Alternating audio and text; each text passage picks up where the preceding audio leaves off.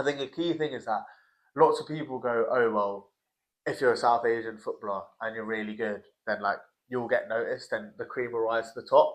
Your priority is to buy a house, go to school, get good grades, get an education, and guess what? It worked for your grandparents. It worked for us. My first key point, if someone asks me, okay, so why are there a lack of South Asians? I think I always go back to the generations. Yeah. Because obviously my dad was born in Kenya, my mum was born in Uganda. My dad came when he was probably about, I think, 5 or 6 to the UK, and my mum came. She moved to India after Uganda, and then came here when she was 16. Right. So I'm second generation.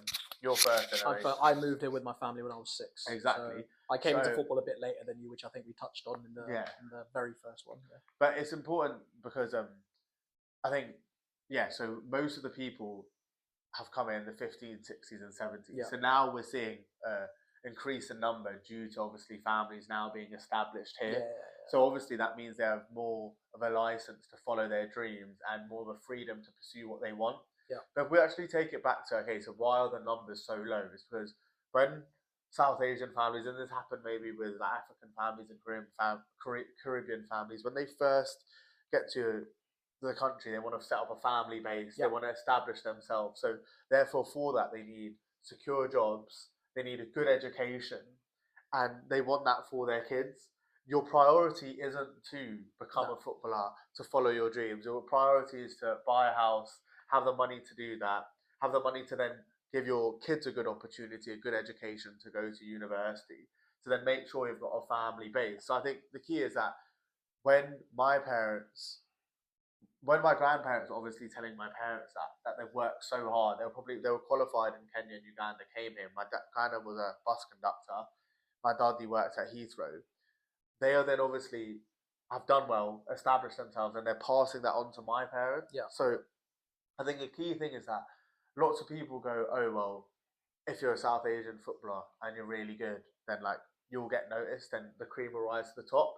And back in the day, that probably wasn't the case, because even if you were a really good footballer, you probably couldn't pursue it because you had other priorities. Security was weighted more highly. Or, for example, if your parents are obviously still trying to pursue that English dream and they've come, they're obviously focusing on their careers. So sometimes there was no remote working when we were of course, just school. like the commitment of giving your the kid a go, effort, resources is obviously they're trying to give their kids a better living. For example, my parents, if they're working in the city or an hour away from home, or you may only have one car, it may not be possible to take your son or daughter to an under-8, under-9s training at 5:30 because you may not be able to get home.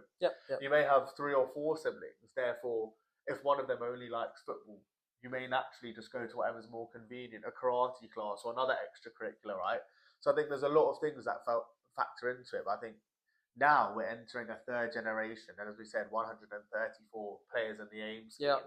We can now see that, of course, a lot of the South Asian families that are now in the UK, as we're both from England, we can speak more highly on it, is that they actually are now more established. Therefore, your kids can go and actually try and pursue different passions, different dreams, actually give professional football a go, because your grandparents probably came, your parents are now well set up, and therefore you have the license to do this when they didn't have it. Like sports is a luxury as a culture. That's what we show, isn't it? Sports is a luxury. Wherever like Indians and Pakistanis, rest of South Asians go, they tend to do quite well as a diaspora.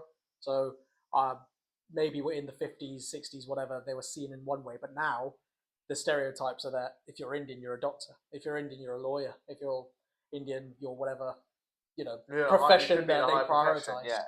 And that probably made for less sports stories in these countries, and that's definitely a factor. But I completely agree with you. Now that there's been a couple of generations who are set up, and that stereotype is there for a reason, and then there's probably that combined with the interest of our generation. Like I think going forward, it will probably grow quicker than infrastructure in the places themselves, in India and Pakistan, etc. So I'm quite excited to see it. But I think there's a lot of other factors apart from generations that go into. So I think the second factor, which is really important, which is why AIMS is critical, is due to the support of Asian families. Elaborate. I think, well, the first thing is you've got to understand that why it wasn't a priority. And I think that's because, as I said, one, you're setting up a family base, but two, is Asian families are historically quite risk averse. Yeah. Hence why families are only letting their children kind of go and pursue their dreams once we know it's way less of a risk and they can try. Because, as I said, we're risk averse before. Therefore, back when we started playing, if we said to our parents, "Oh, let's try and be a professional footballer, let's try and go all in," well, we know the stats of becoming a professional footballer are 0.001%. So try that with all the time, effort, and resources that you need to put in taking your son or daughter to training. Plus their career aspirations, how they're gonna kind of trying to keep leveling up their career for your family in terms of standing and living. Put those three together, it means that why would you rather just not follow a proven path, which is go to school, get good grades, get an education, and guess what? It worked for your grandparents. It worked for us. You have a much higher chance of getting into a good profession if you do it that way than try to be a professional footballer. And the second thing is, I think this is rooted within Asian culture now, which is less of an opportunities point, but more of Asian people just care so much about what other Asian people think. What are they gonna think? So like, what are they gonna think is always such a tired conversation, but it's so true. So for example, you had 9 families or 10 families and 9 of them wanted to go into the traditional careers of doctor, lawyer, I don't know, scientist, teacher, finance, banker, compared to, and 9 of them were going that route, right? So they're doing well in their education and they wanted to go to top unis to then obviously try and get a degree and go. And you're the one family that are at the wedding or at the family gathering or at the parents' evening talking about your son with football, even though it may be the correct choice for him, and he could easily break barriers and be that.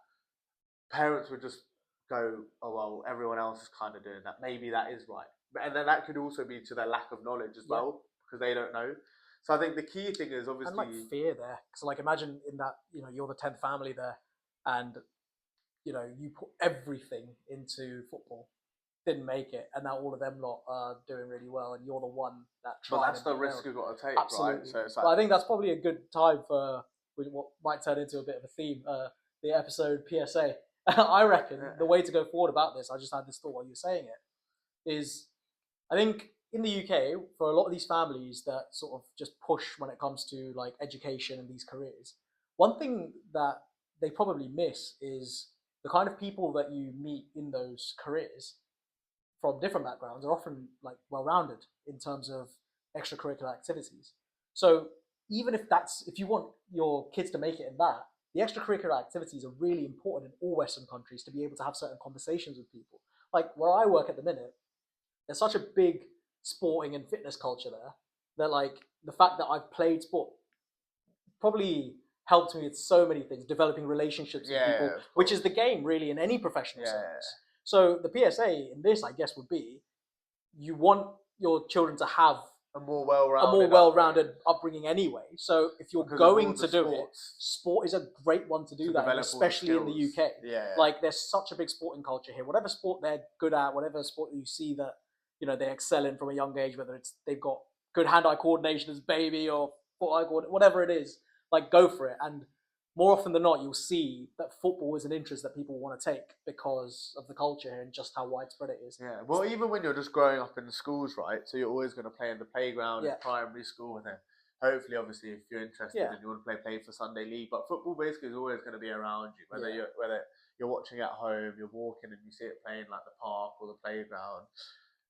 But I think the support's really key because, as I said, even if you did try to pursue it, I wouldn't say that that Asians are very good at not saying no directly, but steering you in a direction. Are you sure you want to do this? Are you sure you want to try something else?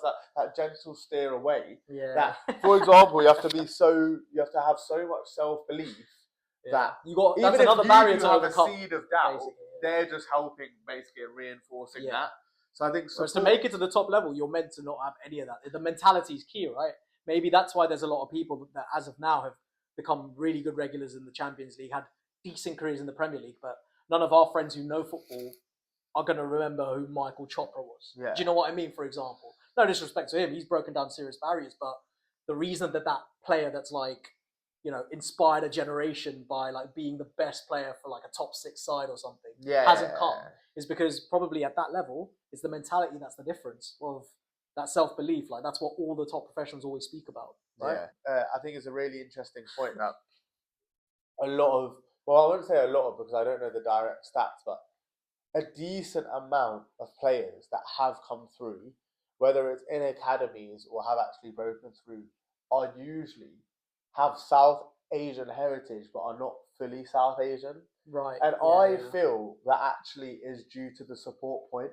So, for example, if you are a husband or wife that obviously married out of South Asian culture, I just feel that you are less likely to care as much about Asian culture in general. I'd agree, because you've got a parent that if you had from a different background and like that, you know, not saying that the South Asian parent would be like the one that's holding you back, but there'll be an influence from that different culture which is clearly open to doing a lot of different kinds of things. Therefore, I think that support is probably more readily available from them, from their parents. That's a great point. Parents out ours, just because obviously one, they probably don't care about, like as we just mentioned, like comparing yourself to other people, that you have to do this career or that career, and your parents have kind of picked it for you. So to have that backing in football, I feel like, I don't know, I feel like that's something that was like stood out to me when I looked at all the players that were playing, and I think basically every interview I've watched, whether it's Mel Benning or others, have all said, whether they're fully South Asian or not, that my parents were like really, really supportive. Yeah. And a lot of people that maybe could have made it or didn't, I would have to say that one of the reasons was probably due to not having that full support, and that can come from loads of reasons. As I said, in the house and wider society, it can come from priorities. It comes from your parents really chasing what they want to do. So I think it's really important. And then the last thing I think I wanted to touch on, which, well, not even the last thing, another major point is, I feel like if Asians want to really level up, they can't just play with Asians. Oh yeah, that's one thing I don't like about the DEI stuff. A lot of our communities have games within our community. So, for example, when I was growing up, so my main sport was cricket. Whenever I saw like the Mandir have like inter sort of thingy games, like within the community, the standard was not it. I wish that the Mandir had a team that played against other clubs. I always thought, why isn't that a thing that's happening? The thing is, like, I really actually rate it when it comes to participation and introducing to you. Yeah, agreed. Because I'm talking like performance. No. So we'll get onto this because I think it's a good point. So it's a good, and I completely agree with you. I think for getting into a game, if it's a new game, if you're young, if you want a safe space to play, play in an all-Asian team or at a mandir, at mosque, at a gurdwara, that's anywhere. It should serve as like inspiration to start. Exactly. Yeah. But then the difference is when you actually want to play competitively and want to keep improving and get better, you have to play with the best players to become better and better and to keep improving. Yeah. If you're going to be like a big fish in a small pond and only play with Asian players, Correct. then you're not going to keep improving, and then naturally you're just going to just plateau and stop, and you'll still may be the best out of your group. But I think even giving yourself a ceiling. Even Usain Bolt said, I think you always have to train with people better than you because that's how you get pushed. Agreed. And obviously, all ethnicities is probably going to be the best place, whether it's in a cage or at a football club or Sunday league or in a park, where you actually get pushed rather than just being an all Asian team. Because also, let's be honest, that's how actually you're going to get spotted, and that's where all the people are, all the scouts, or even to move to like a bigger Sunday league team to help your prospects. Yeah. As bad as it is, and I think scouts probably should be coming to these centres, but they're not. So you've got to be just how, for example, you've got to play for one of the most like notorious Sunday league clubs in your area that other teams have played for. If you know that's a place where professional clubs go to, then you want to be at that level or hopefully there. So I think, all Asian teams are definitely a good starting point. However, you cannot just play for them because one, I don't think there's many eyes on them. And to be fair, can you even blame them with the lack of data? They would rather probably Agreed. spend their time on their own. Like, And absolutely, two, for you to push yourself and be the best player you can be to get into that position, you need to be playing, period. It doesn't matter about ethnicity. You need to be playing at the best level you can.